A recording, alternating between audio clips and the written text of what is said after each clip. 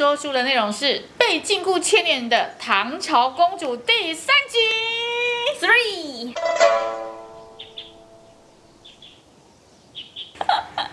上一集呢，我们就讲到说，就是一直追这样子嘛，哈。永倩呢，不是回到了唐朝去看到李莹的生活，那李莹那时候不是一直叫皓月要带她出去玩，结果她正在跟皓月塞奶的时候呢，皇后娘娘驾到，大家都已经请到内帐，然后就开始很认真的跟皇后娘娘请安，居然讲说，莹儿，你到旁边去玩，我有话跟皓月说。莹儿就说，有什么事情是我不能听的，不要任性，赶快到旁边去玩。皓月就很紧张了，有什么事情要这么郑重的跟我说呢？他居然问了皓月一句话，皓月，你想要公主吗？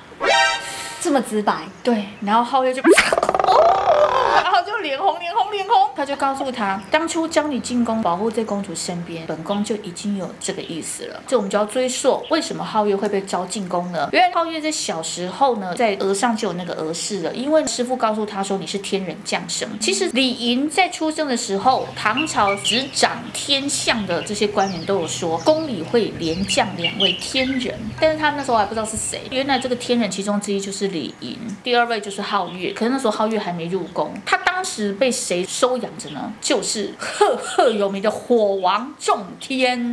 仲天收养他，他那时候还很小，额上就有封印的额饰，20岁之前不可以拿下来。如果你一拿下来解封，你就觉醒了。觉醒之后，你就成为了上古时代的7神之一，那你就会忘记你这一世所有的记忆。那时候你很爱李莹公主，但是拿下来你就忘记李莹是谁了。他还完全不了解为什么要这样子。反正呢，这个仲天师傅就只有告诉他，你现在的唯一的一个使命就是要进宫保护公主。他就问了师傅，公主是什么东西？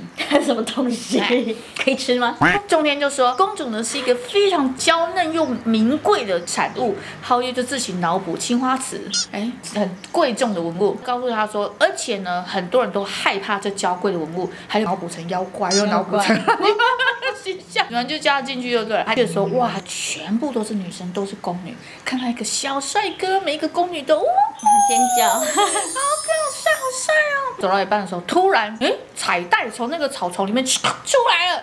他就故意把它抓住，拉出来，然后小时候的李莹公主呢，就从那草丛里面皓月跌在地上，概念，告诉他说：“你是谁？你怎么可以对我这么无礼？”所有的宫女呢，就公主哦，原来公主是好，你们不是说长得很恐怖，人人拒而远之吗？可是她声音好好听，好可爱啊！但是她突然意识到，身边所有的宫女看到公主跌倒的时候，没有人上前去扶她，也没有人好好的安抚她之类的，脸上都只有充满恐惧。李莹就说：“你是谁啊？你干嘛进来啊？”从此以后，她就被封为持剑将军。只是我觉得很好奇，是持剑将军拿的怎么是斧头？持斧将军。差不多。拢会使。关于这个问题呢，咱们好好去跟刘素兰大师好好请教一下。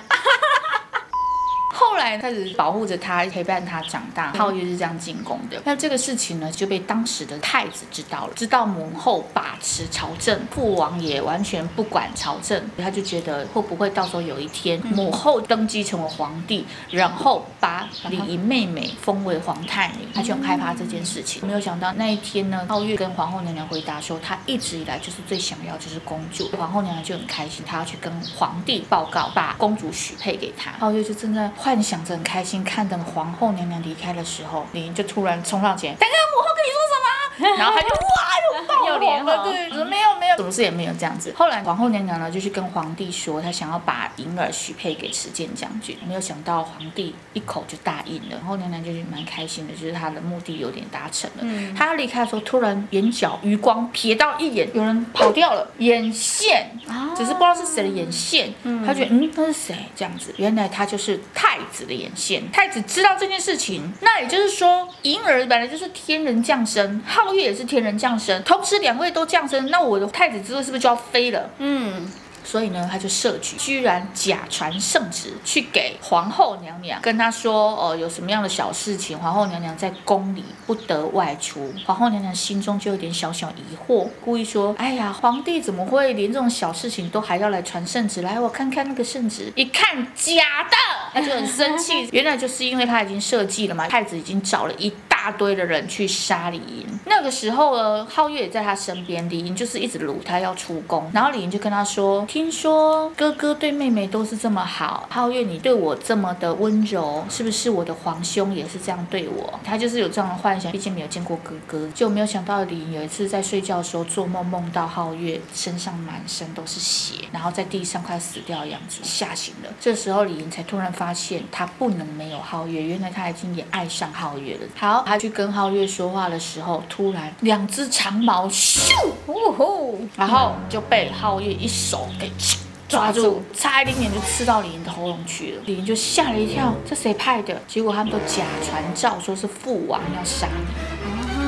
然后你就联想到我们的第1集啦啊！对对，我们第1集父王派了一大堆的兵去他的广陵宫里，他就追杀他。皓月就拿了斧头站到李营的面前，谁敢再靠近一步，我就杀了谁，以一挡百对付所有的军队，开始抱着李营公主逃到廊下的时候，无路可逃，他就把李营公主往下丢。为什么他敢往下丢？因为只有皓月知道李营公主有特异功能。这时候呢，李营公主就觉得怎么办？我到底要不要飞起来？因为这么多士兵在，结果他的反射动作，他还是飞起来了。傻眼，真的就是妖怪，他会飞。然后所有人都见证了妖怪这个举动，他就会飞。李营就吓了一跳，之后就赶快假装跌倒，真的把自己跌下去了。皓月就又紧张了，他就想到啊，他的斧头就是师父造给他的，众天所铸造的武器都有非常夸张的伤害能力，所以那时候才能够砍伤上轩嘛。他就想说，那这个斧头是不是也有毁天灭地能力？把这些兵夺挡在这，我就牺牲了一把斧，劈在那个廊上，然后他就赶快跳下来，一把抱住了李营公主，冲啊！没有想到那个斧头真的产生了力量，从那个地方混过去，就毁天灭地，所有的兵主全部被挡在那。他就争取到时间，可以带着李营公主赶快跑了。他就看着他就开始冲到，太子在前面等我们。然后他就跟太子说，谁敢挡我们，我就不会手下留情。对，因为我的使命就是保护公主。到最后，太子就说，你误会了，我是来接你们的，你们赶快走，是父王派了兵杀你们的，我真的是帮助你们，你们等一下从哪边走。哇，又2把枪又来的时候，让皓月一时分心，有人的弓箭就去射到皓月的头盔，就皓月头盔就掉，一转头不见了。不是，是那一把剑已经穿过去了。那个人是谁呢？太子就是故意趁这个时候杀了皓月。李营公主看到吓死了，她就把剑拔起来的时候，皓月就跌到那个水里，而且呢淹了一半。李营就开始大哭，就问他皇兄为什么要这样。他皇兄就是有告诉他，我要是还让你们2个活着，那太子之位就飞了。母后已经把持朝政，掌管朝堂，不杀你我就没有机会了。而且我要杀你很难，因为你旁边这个更厉害。他说就是皓月，所以我唯有持此计才能够把母后支开，又假装好人接应你们，可以把你们除掉的最好时刻。这个时候呢，要杀李营了，皓月突然又醒了，对，又爬起来了。他已经无力抵抗，因为他身上已经重伤，已经被刺一剑过去了嘛。他又看着李营又跑啊，跑到最后宫围墙，那座宫墙比较低，他就到那里趴到地上，然后就跟公主说，我只能陪你走到这了，旁边那个宫墙很低，你一个人一定有办法飞过去。李营就没有办法接受，一直哭。其实那时候呢，仲天又跟皓月讲，你有2个选择，你1嘛就是保护公主，到最后可是会让你万劫不复；2嘛就是觉醒，但是你会忘记李营的一切。他就说我要选择保护李营，然后李营就在地上一直哭，他非常的生气。太子又追上来了，看到皓月已经不会再爬起来，他就准备要下手李营的时候，李营就用了他自己的力量把太子给换太子全身之血。哇，好死不死，皇帝驾到！看到怎么那么水？太子就立马爬到父王的脚一棒，父王，你妹是妖怪，这是他杀我的，那是妖怪。父王就好害怕那个李营，拿了太子手上的剑，把李营给杀了。对，所以第1集为什么说父王就这样杀李营，李营没有躲，是这样来的，双双的跟皓月倒在地上了。在那一瞬间，隐约看到父王的眼神完全没有父爱，没有慈爱，就是恐惧、痛恨、害怕。然后他就很痛恨他的哥哥为什么这么对他，他也很痛恨父王为什么把他们2个都杀了。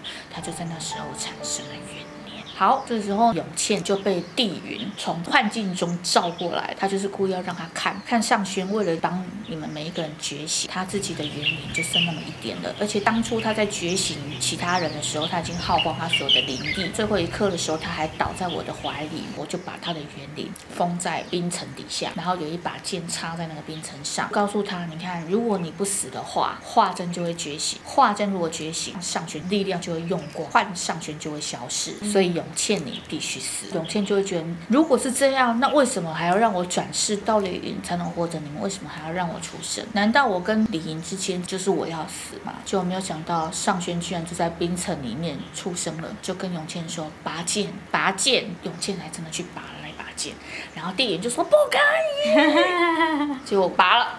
上轩就出来了，他就告诉帝云说，我还是会让这个命运轮转继续的转动，毕竟他还是要保护永倩，虽然他还很在意李莹，因为在最上古的时期呢，华真就是李莹的前世，华真的觉醒会影响了李莹跟永倩的存在，就是因为华真死了才会转世成李莹，李莹死了才会转世成永倩，就是说李莹跟永倩一起死，华真就会觉醒。那如果华真觉醒，上轩的力量就耗尽了，那这个命运的转轮就会停止，所以帝云就是想要阻止这件事，他就是不要让上轩不见，他才故意跟永倩怂恿他你要死，结果没有想到上轩听见了，所以才叫永倩把他的剑拔了，他还是要保护永倩跟李莹，因为就是那时候华真爱的人就是上轩，可是李莹爱的人是浩，怎么办呢？他一个人给了2颗心，好复杂的深交关系对。2个人都这么爱他，皓月选择保护李莹是因为他很爱他，但是华真爱的人又是上轩，但是上轩其实也有对华真动心，所以呢1颗心给了2个男的，但是又在不同时期。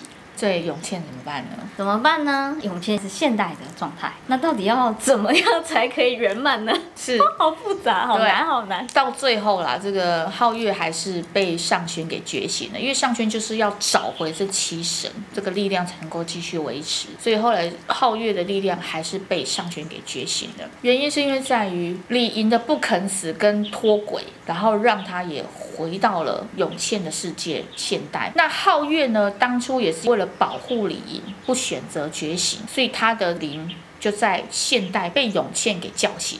我们上一集的皓月为什么会出现在现代，就是被永倩叫醒的。没有想到李莹在这个现代居然看到了皓月，他就吓一跳，你不是死了吗？就我们2个都来到了永倩的今生，所以2个人相聚了哭得稀里哗啦的呀。然后他就跟皓月说，我再也不要离开你。皓月说他也不会离开他，他要保护他。上轩又出现问他说，你真的要选择这一条路吗？后来上轩还是让皓月觉醒了。皓月一觉醒之后，他就忘记了一件重要的事情，他就一直想不起来那个重要的事情是什么，就是他当初保护的娇贵的文物啊。一觉醒他完全就拿回了雷神的力量。原来索尔也是这样来的哈。哦，在更之前就是雷公啊，继续。但是皓月没有3只眼，有翅膀，好，被插双翅是吧？好，这时候所有人都出现了在现代，觉文就说啊，你全部都出现，我们该怎么办呢？是精神错乱，对，觉文就说一定要再赶快跑。因为呢，皓月还会杀人啊，真是太精彩的关系图，好。